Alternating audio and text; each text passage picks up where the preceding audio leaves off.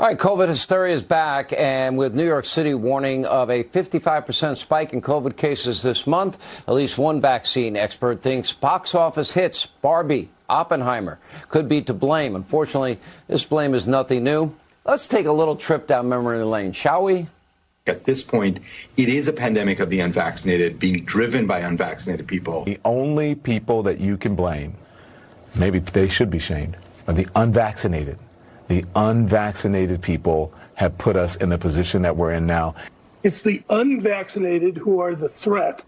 It's the unvaccinated who are going to make us close our schools, lose our jobs again, shut down the economy. The unvaccinated are basically beating their breasts and running around the country saying, we don't care, we're living free. This is a pandemic of the unvaccinated. Here with Reaction, Fox News medical contributor Dr. Nicole Saphier. You know, watching that now in retrospect is chilling because they said if you got the vaccine, you're never going to get COVID. You're never going to be able to transmit COVID. None of that was true, Dr. Saphier, none of it. And they attacked and they pressured, everybody into full compliance with lies, didn't they? Well, chilling is one word. I would use infuriating. Obviously, we know that vaccinated, boosted, twice boosted, anyone can transmit the virus at this point.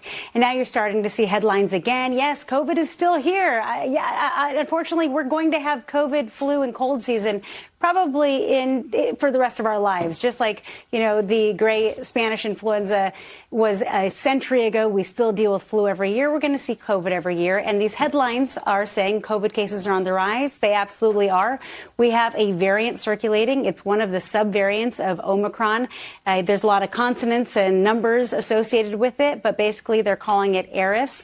And I do think it's funny that a lot of the headlines are saying, because of Barbie and Oppenheimer and everyone going to the movies, that's why you're seeing it. But we really just have to look at the UK, and historically speaking, we always tend to see a rise in cases when it comes to all respiratory viruses, whether it's flu, whether it's COVID, in the winter. And we also see it at the end of summer as well. It's no different. We're seeing it right now.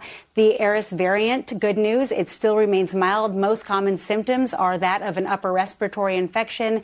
You have stuffy nose, but the fatigue is pretty prevalent for a lot of people. But also very low hospitalization rate with it, and about over 90 to 95% of people who are hospitalized or who die of this variant tends to be those who are 65 and older. Well, let me ask you this. Yes, being vaccinated, yes, being boosted decreases the mortality, but they are still the highest risk.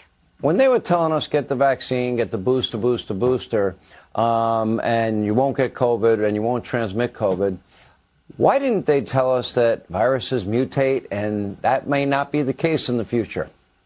Didn't they? Isn't that a spectacular lie? What do you mean they, Sean? We talked about this.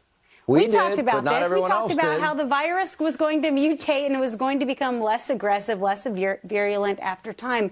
The bottom line is there was a lot of politicization throughout the last 3 years. There was a lot of fear mongering, and there was a level of control. As long as there was a sense of panic and fear, then people would maybe listen to what they were saying. Unfortunately, that has really hindered our public health response. And there was a lot of pressure on me in this show to tell people what to do. Nope, it's not my job. I'm not a doctor. I'll leave that to you. Dr. Saphier, thank you.